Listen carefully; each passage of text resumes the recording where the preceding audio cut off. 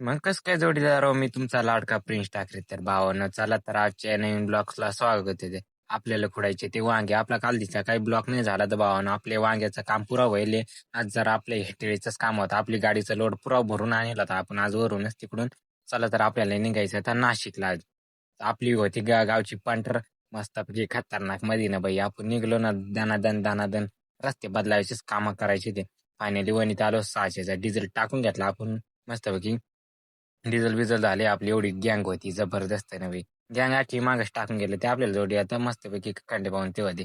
चला म्हटलं आता आपण लागलो नाशिकच्या गेटवर आलं तुमचं स्वागत आहे. मार्केटमध्ये जाणं लवकरच फिक्स लागला ना आपल्याला सिग्नल.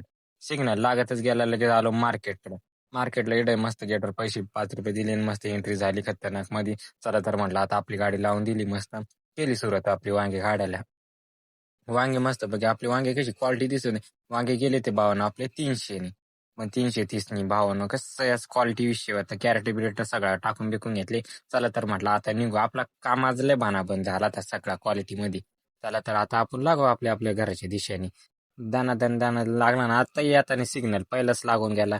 आजचा नशीबच खराब होत ना भाऊ, नाहीतर काय टाइम भानाबंद नाही.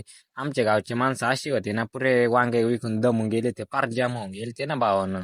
चला तर म्हटलं आता जाम झाले आपण यांना थोडा गार हवेत जोरात नेऊ. मस्तपैकी मग काय मस्त आपण मी दिंडरीत आलं. दिंडरीत लागली ना ट्रॉफिक.